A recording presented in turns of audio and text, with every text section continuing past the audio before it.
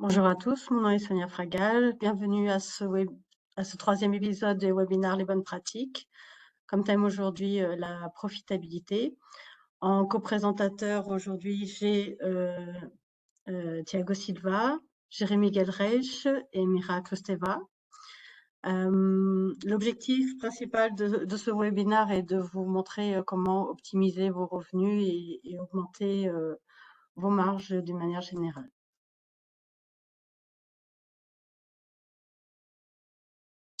En agenda, nous avons donc 3 parties, le deal registration, les programmes de marge arrière et les fonds MDF.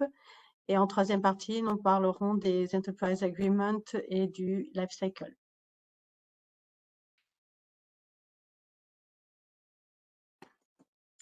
Le deal registration est la première phase où vous pouvez vraiment optimisé vos revenus.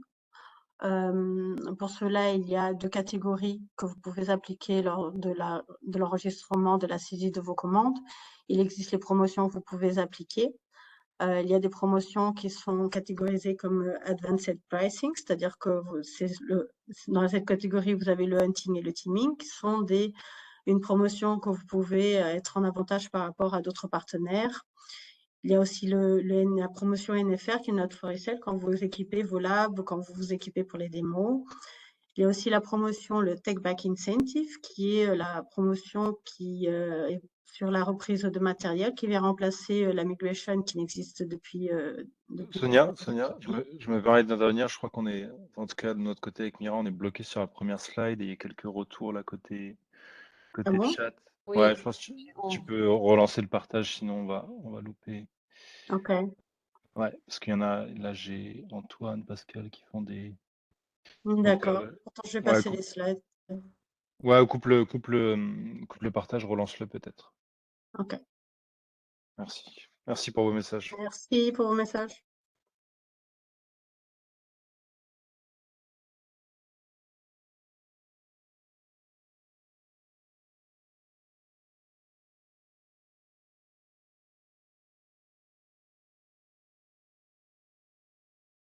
Vous voyez bien mon écran maintenant? Il arrive de mon côté. Ah, dites pas que j'ai un problème de partage. Je peux le partager si tu veux, Sonia. S'il te plaît. Ouais. Je vais arrêter mon partageur.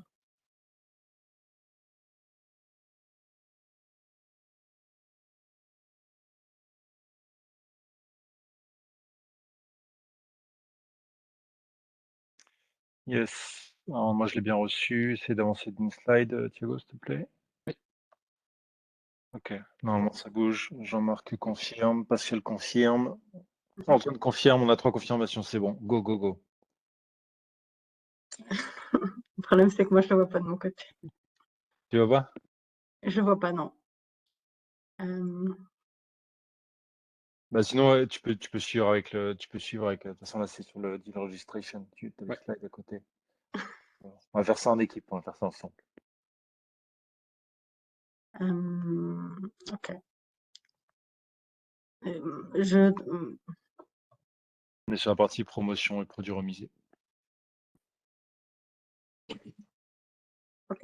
Je n'arrête pas. Vas-y. Merci. Ouais. Alors, en termes de promotion et de produits remisés, donc lors de la saisie de la commande, vous avez la possibilité d'appliquer ces 2 possibilités. Donc, en termes de promotion, il y a des promotions qui sont transverses, qui est l'advanced pricing. C'est là où vous avez un avantage par rapport à d'autres partenaires qui sont sur le même projet que vous. Le NFR, qui est le Not for Resale, quand vous vous équipez pour vos labs et pour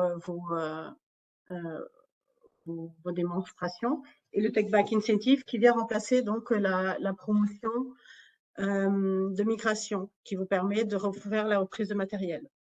Il y a beaucoup d'autres promotions qui sont spécifiques sur des marchés ou sur des segments, qui est l'exemple de la promotion SMB qui vous donne des avantages sur des produits Meraki, Colaba, etc. Et vous avez une autre catégorie de produits que vous pouvez choisir lors de la saisie de la commande, qui sont des produits déjà remisés. les fast track qui est une liste de produits qui est en promotion durant un quarter. Vous pouvez consulter la liste de SKU et choisir ces SKU. Et vous avez une alternative au produit que vous choisissez en refresh, qui est la même SKU, mais avec RF à la fin. Et c'est une gamme de produits reconditionnés qui sont vendus comme neufs de la part de Cisco et qui ont un prix bien intéressant. Et si vous voulez en savoir plus sur la gamme Cisco Refresh, nous l'avons présenté dans le premier épisode des bonnes pratiques et je vous invite à revoir le recording. Tu peux passer slide. En termes de programme de profitabilité, il y a un premier programme de profitabilité qui est le VIP, le Value Incentive Programme. Ce programme, c'est la profitabilité sur des produits. Donc, quand on parle de produits, on parle de hardware et de licence. C'est limité à une liste de SKU sur lesquels vous pouvez avoir donc des marges arrière suite à la vente de ces produits. Ce programme a une duration de 6 mois et pour cela, vous devez être au minimum premier intégrateur ou provider. Sur le programme, vous serez éligible sur une catégorie de produits en fonction de la spécialisation que vous avez. C'est très important que vous la mainteniez à jour durant ces 6 mois pour que vous soyez éligible donc aux marges arrière. Et en termes d'éligibilité, vous devez atteindre donc un minimum booking à la fin de ces 6 mois. Et en termes de software, c'est un minimum de cumulation de licences mensuelles. Pour piloter, excuse-moi, si tu peux revenir, pour piloter le VIP, vous avez la vue sur PXP et là, vous pouvez accompagner où vous en êtes par rapport au programme. Là, je passe la main à Thiago. Bonjour à tous encore une fois, je m'appelle Thiago. Donc, je vais vous parler de deux autres programmes. Le premier est le CSPP. Et le CSPP, en fait, c'est un programme qui va mesurer et qui va évaluer donc, les partenaires sur leurs pratiques de service. C'est un programme qui est mesuré donc tous les quarters et qui va surtout regarder à trois grands critères d'évaluation qui sont le booking et surtout après donc l'attach du service au moment du point of sale et le renew de ces services donc pendant la durée du programme. Encore une fois, pour être éligible, donc les conditions pour accéder au programme, il faut être Select Integrator ou Provider minimum. Encore une fois, ce programme, il est mesuré tous les quarters. Et bien sûr, il faudra aussi maintenir la certification au long de toute l'année. Ça, c'est un programme, bien que ce soit mesuré pendant tous les quarters, c'est un programme qui découvre donc qui va découvrir pendant toute l'année. Un autre programme et qui est un peu plus récent, donc qui est un programme qui depuis il y a à peu près 3 ans est venu remplacer le Partner Plus, qui est le Perform Plus. Et ce programme, en fait, ce qu'il va mesurer, c'est la croissance. En spécifique, donc ce programme va regarder à la croissance et après à la capacité de nos partenaires de pouvoir aussi se mouvementer et de performer dans un segment spécifique de marché qui est le mid-market et le small business. Et aussi la capacité donc de rajouter en plus donc de se momenter dans ces segments, de pouvoir vendre aussi des portfolios spécifiques. Encore une fois ici, le minimum pour être éligible, donc et pour pouvoir rentrer dans le programme, il faut être Select Integrator ou Provider. Et au contraire d'autres programmes, ici, vous ne vous inscrivez pas au programme. Dès que vous atteignez certains critères, vous êtes automatiquement inscrit dans ce programme. Donc, pour rappel, et si vous pouvez regarder donc la petite illustration qu'on vous donne, en plus de la croissance, et ça, c'est toujours garanti en termes de remise qui vous est donnée en cash. Vous avez encore la possibilité d'ajouter 5 points si on fait donc si on se garantit sur le focus sur les marchés mid-market et small business et à 2 points additionnels si on se cible sur un portfolio spécifique. Encore une fois, vous pouvez piloter tout ce programme, regarder l'évolution de vos chiffres via PXP et n'hésitez pas à nous contacter si vous avez besoin de plus d'informations, si vous voulez en savoir plus. Nous sommes là pour vous aider aussi là-dessus. Je vais passer maintenant la parole à Mira qui va nous parler du Cloud MDF. Bonjour à tous et merci Thiago. Donc, je vais vous présenter vraiment rapidement le programme Provider qui est propre aux partenaires qui sont dans la dimension de vendre des services managés. Donc, c'est un programme qui est un pilier séparé qui reprend la même structure comme le programme intégrateur. Donc, le provider, il a 3 niveaux, Select, Premier, Gold. Le niveau Select, c'est ce qu'on dit, c'est la porte d'entrée. Ça se fait que, si on peut revenir un slide en arrière, Thiago, s'il te plaît. Merci. Le niveau Select, qui est le premier niveau qui se fait que sous forme de prérequis, sous forme de documentation, avec un dossier qui est étudié par les gens qui sont responsables du programme. Et le niveau premier et Gold, qui sont un peu plus avancés et poussés. Là, on doit passer un audit, être vraiment spécialisé dans ce qu'on appelle les Cisco Powered Services. Mais les 3 niveaux proposent de programmes de récompenses qui sont très, très intéressants. Plus le niveau est élevé, plus les récompenses sont importantes. Donc, on peut aller sur le slide suivant. Alors, c'est juste pour que vous voyez le cycle du programme et les avantages dont justement le rôle provider propose aux partenaires. On a déjà ce qu'on appelle le provider pricing ou la tarification provider qui donne la possibilité aux partenaires d'avoir des remises qui sont liées à la vente des services managés. Ça nous donne la possibilité d'avoir de la prévisibilité, d'enregistrer des deals et des quotes avec des remises qui sont associées au programme. Donc, ça nous permet de standardiser, d'aller plus rapidement, de ne pas passer et demander des remises aux AM, mais vraiment de pouvoir être concis dans la démarche. Bien sûr, une fois qu'on est éligible et qu'on rentre dans le programme, ça nous donne aussi la possibilité de recevoir des fonds supplémentaires, ce qu'on appelle les MDF, les fonds de développement de marché, qui sont propres à ce programme. Ce sont des récompenses qui sont reçues dans un portefeuille virtuel et que par la suite, le partenaire, une fois qu'il les a obtenus et qu'il est éligible, il peut utiliser pour plein et différentes initiatives. Ça peut être tout ce qui est lié au marketing, tout ce qui est lié à des différents incentives que le partenaire va proposer à l'interne de son entreprise pour promouvoir l'activité de service manager. Ça peut être des différents fonds d'investissement, de recertification, etc., etc. Et bien sûr, comme on avait mentionné auparavant, justement, le niveau provider et ça se combine aussi avec les autres récompenses qu'on peut avoir au niveau des programmes VIP, CSPP, Perform Plus, etc., etc.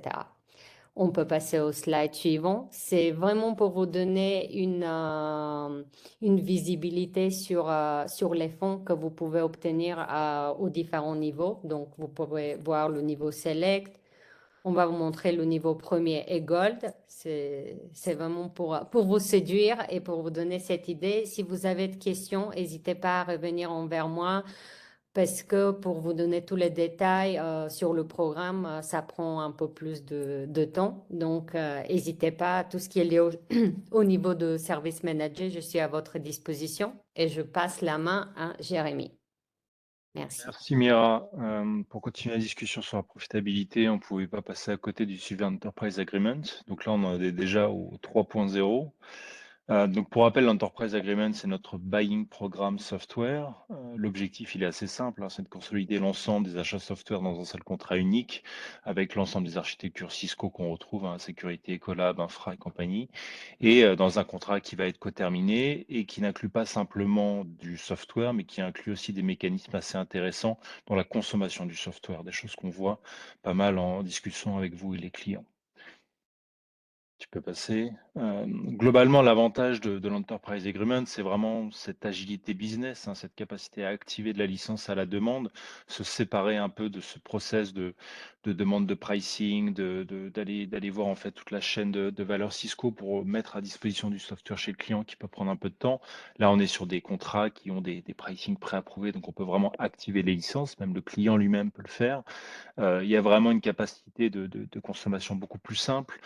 S'il faut rapidement monter sur un software un peu plus évolué, c'est beaucoup plus accessible qu'auparavant et ça permet en général de maximiser les investissements et de coller au mieux aux besoins. Donc c'est assez avantageux. Et pour vous, en tant que partenaire, ce qu'on observe, c'est que ça vous donne sensiblement accès à des plus gros deals parce qu'on va avoir tendance à consolider l'ensemble des sujets software entre un nouveau projet, ce qui est à renouveler, ce qui traîne un peu dans la base du client. Ça va permettre de faire des consolidations assez intéressantes. Ça vous donne une plateforme unique et ça, c'est un avantage assez fort, c'est que lorsqu'on a un EA, on peut suivre cette consommation de l'EA, savoir exactement où on en est. Donc ça vous donne une plateforme d'échange avec le client, avec Cisco, pour vraiment construire un plan d'adoption et de construire avec eux la suite. Ce qu'on observe aussi, c'est qu'en général, un client qui signe un EA, il va pas s'amuser à en faire 3, 4, 5 différents. Il a plutôt tendance à consolider sur le même partenaire. En tout cas, ça, c'est assez logique et étant donné qu'il y a des discussions un peu legal qui sont en place, même si elles sont pas trop lourdes, on évite de les refaire plusieurs fois. Et c'est vrai que quand vous avez un enterprise agreement, c'est-à-dire que vous avez un peu de temps devant vous sur un contrat de plusieurs années avec des souscriptions qui tournent, ça ouvre la porte à des discussions de services, d'adoption, d'accompagnement professionnel ou même de service manager. Donc c'est un bon point d'entrée, c'est apprécié par nos clients. Ça prend un peu de temps de les monter, hein, il faut y passer du temps avec les équipes Cisco, mais globalement, on a toujours observé beaucoup de valeur d'avoir cette discussion-là quand c'est possible. Donc là, vraiment, si vous voulez en savoir plus sur les 2.0, 3.0 et les mécanismes de A, vous pouvez revenir nous voir et on passera du temps avec vous là-dessus. Et un sujet qui est assez lié, on parle beaucoup de gestion de cycle produit, donc life cycle. Aujourd'hui, Cisco, 40% de notre business est lié à du recurring revenu. Donc, on a vraiment une practice qui se développe autour de la gestion du life cycle et qui dit practice, dit aussi des partenaires programmes qui sont liés. Donc, ce qu'on observe, c'est que globalement, il y a beaucoup de profitabilité qui viennent après le point of sales. Quand il y a une practice de customer experience, ça peut devenir vraiment un différenciateur. Il y a beaucoup de business qui peuvent apparaître avec cette practice Customer Success et la capacité de renouveler à une souscription quand elle a été adoptée est forcément plus simple. Donc, ce que fait Cisco avec ses partenaires, là d'ailleurs, ce que j'ai voulu partager, c'est l'ensemble de l'outillage qui est aujourd'hui disponible pour vous aider dans la gestion de la connaissance de la base installée et de la gestion des souscriptions. Donc, il y a pas mal d'outillages, il y en a peut-être sûrement que vous connaissez déjà. On parlait de PXP pour avoir une visibilité un peu de ce que vous avez vendu, Cisco Ready pour la base installée, CCW pour vos souscriptions. Mais ça fait pas mal d'outillages sur lesquels on peut s'appuyer pour vous aider à vraiment identifier les zones de business pertinentes chez vos clients et qu'on puisse continuer à construire ensemble. Et d'ailleurs, continue Thiago. Si j'avais une recommandation à vous donner, c'est peut-être d'investir dès maintenant sur la plateforme LCA, Lifecycle Advantage. La première option intéressante, c'est que Lifecycle Advantage, qui est une plateforme Cisco Web, pourra vraiment vous aider dans la gestion de vos renews. Donc, on a vraiment une facilité en mettant à disposition de vous, des clients, la base à renouveler. Vous pouvez même y adjoindre des cotes directement. Donc, globalement, ça va faciliter ce qu'on appelle votre renewal rate. C'est aussi valable pour le programme CSPP. Et donc, ça permettra d'avoir vraiment une habitude de travail avec les clients pour éviter de faire ça à la dernière minute, un peu dans la douleur, comme parfois on peut le voir. Et il y a une autre partie de ce de cette plateforme Lifecycle Advantage qui s'appelle le Success Program Insights, où là, globalement, pour certaines solutions qui méritent donc des enjeux d'adoption, je prends l'exemple de DNA Center ou de plateformes comme ça, et ben, il y a du guidage step by step en disant, bah voilà, si vous avez fait l'acquisition de cette solution, voilà les recommandations Cisco par rapport à ce qu'on observe sur l'ensemble de nos bases installées, voilà les bons steps pour s'assurer qu'il y ait une bonne adoption chez le client et que la solution technologique puisse apporter de la valeur. Donc, LCA, Lifecycle Advantage, qui est vraiment simplement quelque chose auquel on accède, il faut demander un accès. Donc, rapprochez-vous de vos VPAM ou de l'équipe advisory. Vous pourrez y découvrir votre base de renouvellement, y découvrir aussi des datas liées à vos clients. Et c'est un bon step, en tout cas, pour travailler sur ce sujet de Lifecycle. Et ensemble, on pourra continuer à regarder comment on peut générer de la profitabilité au mieux sur ce sujet. C'est tout pour moi. Sonia, je te laisse conclure. Merci à tous. En call to action, donc, si vous voulez approfondir les sujets, n'hésitez pas à contacter votre PAM ou votre VPAM, ou sinon, je vous laisse l'alias pour rentrer en contact avec nous. Il existe donc des plateformes qui vous aident à piloter votre évolution. Suivez votre partenariat Cisco. Avec les print screens, on vous a montré que vous pouvez parfaitement voir où vous en êtes dans vos programmes de marche arrière sur PXP et automatiser le renew sur LCA qui est là pour vous faciliter la vie et vous aider dans votre profitabilité. Pour récupérer vos rebates, si vous êtes éligible à des rebates, vous devez avoir obligatoirement un rebate coordinator. Dans les liens utiles, on vous laisse donc le lien pour savoir comment le faire et vérifier si vous en avez un, sinon après vous n'êtes pas notifié.